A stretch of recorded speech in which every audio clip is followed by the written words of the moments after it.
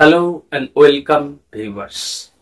আজকে আমরা জাতীয় পরিমাপের এই পর্বে আলোচনা করব জাতীয় আয় পরিমাপের সমস্যা বা প্রবলেমস বা মূলত আমরা দুই ধরনের সমস্যা জাতীয় আয় পরিমাপের ক্ষেত্রে দেখতে পাই। প্রথম সমস্যা হচ্ছে ধারণাগত সমস্যা অর্থাৎ কনসেপচুয়াল প্রবলেম, এবং দ্বিতীয় সমস্যা যেটা আমরা জাতীয় পরিমাপের ক্ষেত্রে দেখতে পাই সেটা হলো পরিসংখ্যানগত সমস্যা বা স্ট্যাটিস্টিক্যাল প্রবলেম। ধারণাগত অসুবিধাগুলো কি কি প্রথমে আমরা এটা আলোচনা করি। কোন দেশের জাতীয় আয় পরিমাপের ক্ষেত্রে কোন কোন আয়গুলো জাতীয় আয়ে অন্তর্ভুক্ত হবে এবং কোন আয়গুলো জাতীয় আয়ে ধরা হবে না সেই সংক্রান্ত সমস্যা দেখা দেয়। যেমন তোমাদের উদাহরণ হিসেবে বলতে পারি যে বিশেষ সেবা কার্য, যে সেবা কার্যগুলো ক্ষেত্রে বাজারজাত সম্পর্ক নয় অর্থাৎ কোনো মার্কেট রিলেশন নেই, সেই সমস্ত ক্ষেত্রে দাম বা আয়টা কিভাবে জাতীয় আয়ের মধ্যে ধরা, বা কোনো দ্রব্যের উৎপাদিত অংশের একটা অংশ যদি উৎপাদক নিজে ভোগ করে অর্থাৎ আত্মভোগ বা পারিবারিক ভোগ, তাহলে সেক্ষেত্রে সেই অংশটা বাজারজাত হলো না, ফলে ওই অংশটা উৎপাদন সম্পর্কের বাইরে থেকে গেল, তাহলে তার মূল্যটা কিভাবে জাতীয় আয়ে ধরা হবে।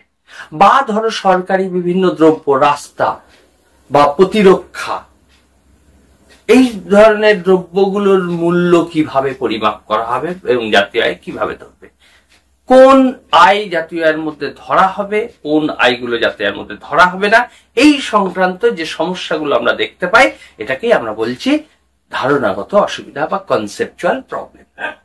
দ্বিতীয় যে সমস্যা আমরা জাতীয় আয় পরিমাপের ক্ষেত্রে কোনো দেশের দেখতে পাই সেটা হলো পরিসংখ্যানগত সমস্যা দু রকমের ঘটতে পারে। একটা হচ্ছে আমাদের দেশের অধিকাংশ মানুষের অজ্ঞতা এবং নিরক্ষরতা, সচেতনতার অভাব ইত্যাদি কারণে তারা তাদের সঠিক আয় পরিমাপ করতে পারে না।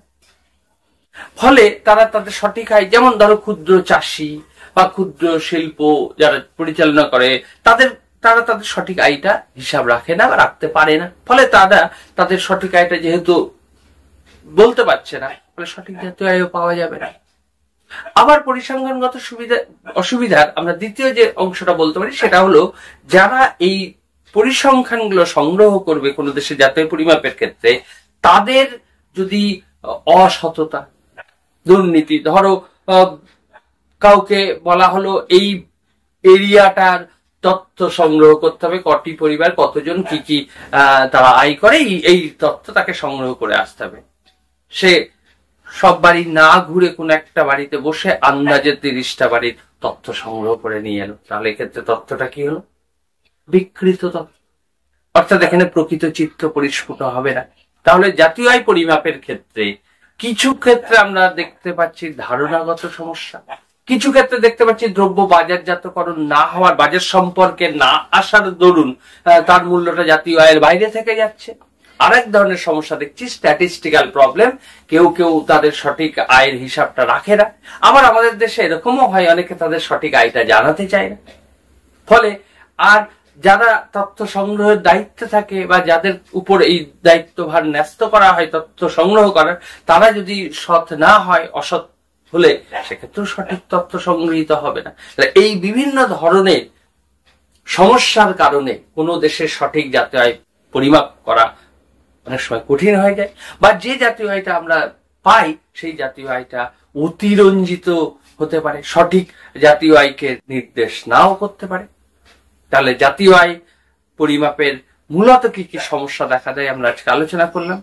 যদি ভিডিওটা ভালো লাগে থাকে তাহলে লাইক, শেয়ার এবং সাবস্ক্রাইব করার অনুরোধ।